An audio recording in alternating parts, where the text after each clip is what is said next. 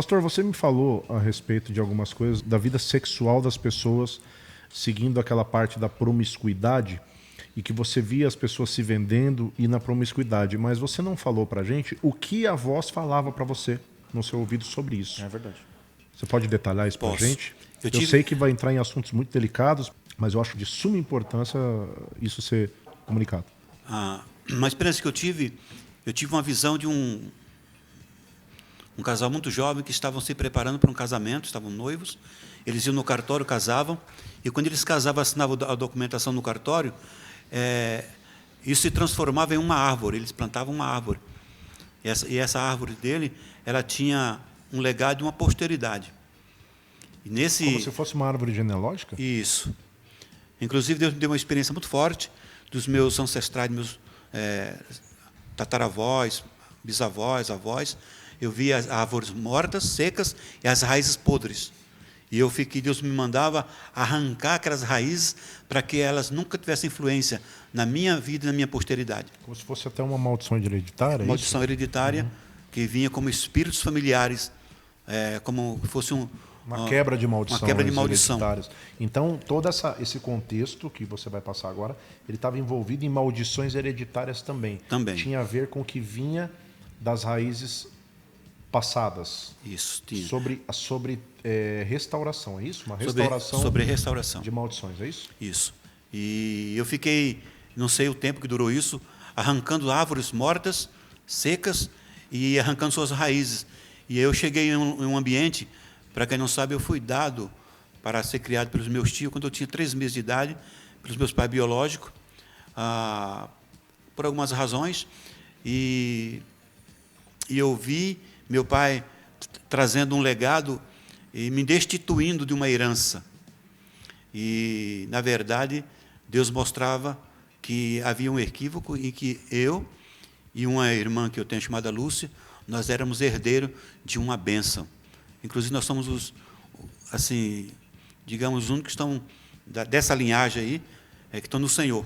Uau. Firme no Senhor. E eu vi esse casal casando, e eles tinham um relacionamento, eu não via a prática sexual, Deus não permitiu em nenhum momento que eu visse nada disso, mas eles tinham um ato de intimidade sexual, e a esposa engravidava. E Deus falava para mim que o sexo dentro do casamento é uma bênção, e que todo sexo é a 3. Ou ele está, ou o diabo está. Uau. Uau. Vamos repetir isso. Todo sexo é a 3. É a 3. Ou Deus está, ou o diabo está. Isso.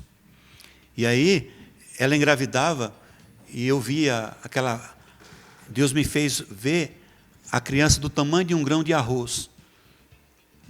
Parecia que era uma bexiga transparente, cheia de água, e eu via a criança sendo gerada no útero daquela mulher.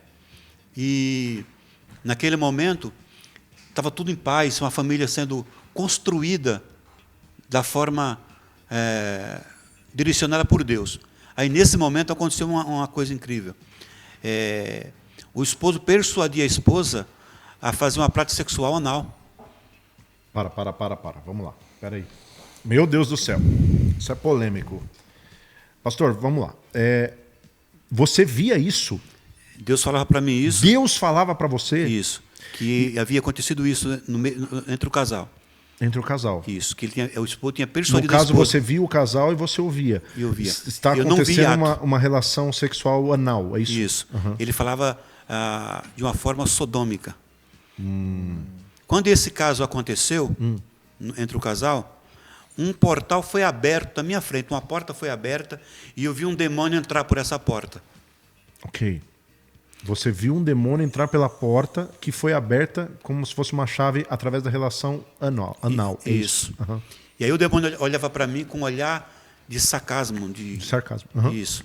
Olhava para mim e falava assim, eu não posso criar, mas eu posso deformar. Meu Deus. Aí ele entrava no útero e eu via ele mexendo naquela criança para mudar a personalidade sexual dela, trazer uma deformidade emocional e sentimental para a vida daquela criança, para que quando ela tivesse uma certa idade, na sua depois que nascesse, ela tivesse uma dupla personalidade, sem saber quem realmente ela era. Tudo isso por conta da permissividade dos pais, por conta do ato, certo? Do ato sexual. Por conta do ato, os pais permitiram a entrada desse Que um demônio espírito- para manipulação. Pelo que eu estou entendendo aí, não era só o ato anal, era um ato promíscuo total, era isso? Na verdade, ele apontava para um ato anal. Aham, Isso. porque não existe reprodução, é Não isso? existe reprodução. No caso, o Espírito Santo participa da semente. Exatamente. Da semente. Quando não existe semente, ou seja, a semente não vai para um óvulo ou não vai para ser germinada, o Espírito Santo não participa. Não participa. Seria isso? Seria isso, é exatamente aí. Muito forte. Aí um espírito entrava para mudar a personalidade. E eu perguntava para o professor, como resolver isso? Ele falou para mim que algumas pessoas que foram influenciadas por práticas sexuais dos seus pais e que, depois de muito tempo de prática, se o pai voltasse a fonte do problema, o sacerdote, não era a esposa, o sacerdote voltasse e alinhasse com Deus. Não poderia ser a esposa. Não, teria que ser o pai, o sacerdote.